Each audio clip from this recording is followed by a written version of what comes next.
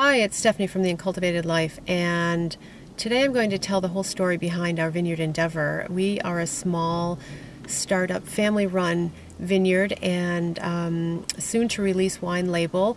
We live in Portland, Oregon, but our vineyard site is just south of the Dalles, Oregon, which is 90 miles east of here. Why do we live here in Portland? Well, let me tell you, it's all part of the story. Day jobs are involved while we work to keep this dream going. In 2006, after what felt like years of preparation, we planted our vineyard, 20 acres, on a 160-acre parcel. In the vineyard, we grow Tempranillo, Sangiovese, the Brunello clone, and Cabernet Sauvignon. We also have some Riesling. About our wines, we make wine that best reflects the land the grapes are grown on. So we never try to emulate anyone. We keep our influence to a minimum. That's always been important to us. The other thing about our wine is that we are not going to let it taste the same year in, year out, because weather changes it and the years are never the same. So our wine will reflect those changes. They definitely have a very distinct point of view, and the big thing is that they are unmistakably from the Grand Dalles. So a lot of people wonder, how do you get so far? I mean, people who know us know that we are not rich. They know that we finance the vineyard ourselves along with the bank. We have a huge, well, not a huge loan, but we have a pretty hefty loan. They give us enough to limp through every year. So this year it's fairly critical for us. We need to sell our wine so that we can keep going another year. And, it's been a long story. It's been pretty interesting. So, but where do you start? I guess you start at the beginning. I always tell people that there's nothing better than a bleak and blustery Irish winter to make one dream the dream of grapes, sunshine, and wine, and that's exactly what Scott did. He was in Ireland for a work assignment, and I was not there yet because I was preparing the cat to come over too. Couldn't leave her behind. She's family, Anyway, when Scott and I first met, it must have been 2000. Ever since then, I would always hear him talk about wine, and I realized that there was something missing in his life. And so, one Christmas I gave him some wine books, and I'm like, well, maybe this will be something for him. Maybe he's interested, maybe he's not. And he never read those books until that bleak and blustery Irish winter while I was gone, while he was alone in that big house. When I arrived, he knew that that was what he wanted to do. And so the question became a question of, how can I make this happen? How can we make this happen? And where can we make this happen? It obviously just wasn't the books that piqued Scott's interest and got him all excited about wine.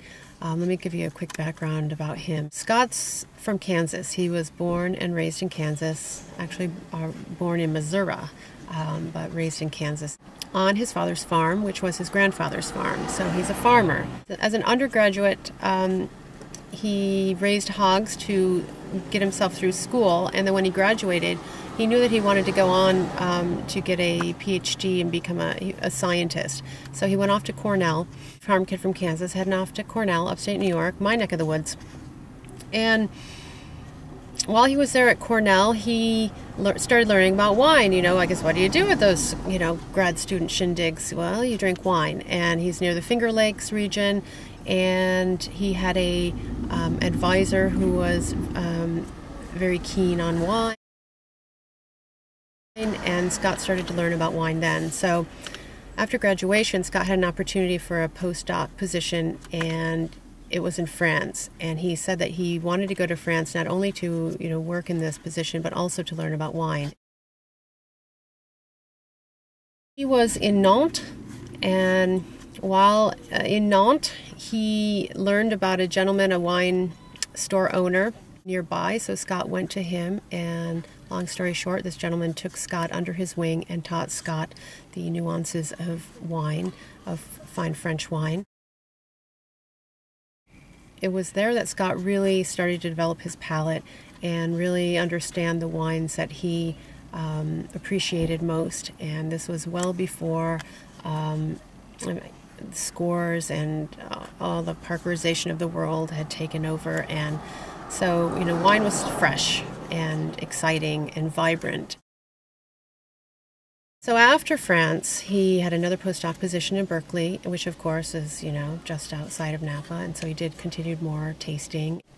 After Berkeley, Scott got another job, this time a real paying job, as a national scientist in the Tri-Cities region of Washington State. Scott was just there on Red Mountain when the big chateau was being built, and while there, he fell into the wine crowd and with the chateau's winemaker and continued his wine journey. And fast forward to us meeting, me giving him the books in Ireland, and that winter, and me arriving that spring, he knew what he wanted to do. So it became a question of how were we going to do it. So Scott began collecting data based on the properties required for land that would need to be at the caliber we needed it to be to grow the grapes we wanted and the wine we needed that we were going to make from it. I'm not sure, what exactly it all entailed, but I do know that we have enough spreadsheets that could probably wallpaper a small house. I didn't pay too much attention. Scott was really running that show. It wasn't until I planned a trip back to the States from Ireland to get married. We got married in Bend, Oregon in December 2004, and for our honeymoon, we went south to Roseburg in the Umpqua Valley to look for land.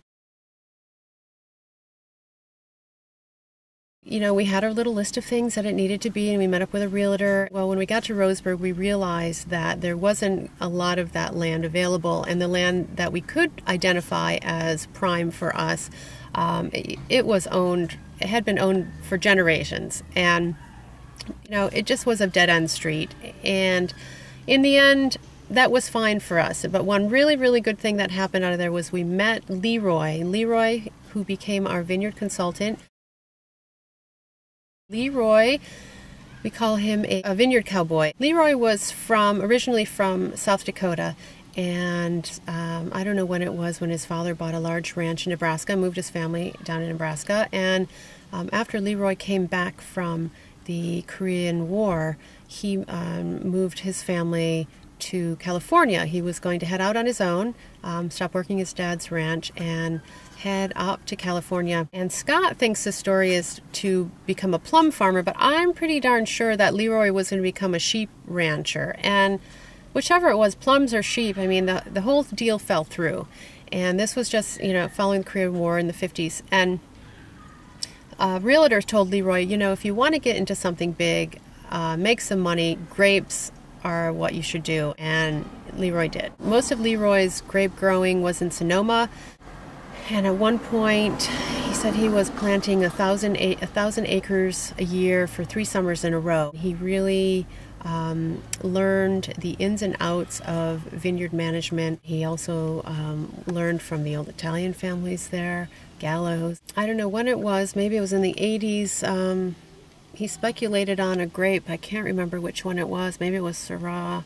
And he overplanted it, and farm crisis and all of that, and Farm Aid, and he went under. So he left California and he moved up to Oregon. Anyway, so he set up shop in Oregon in Roseburg, and that's where we met him.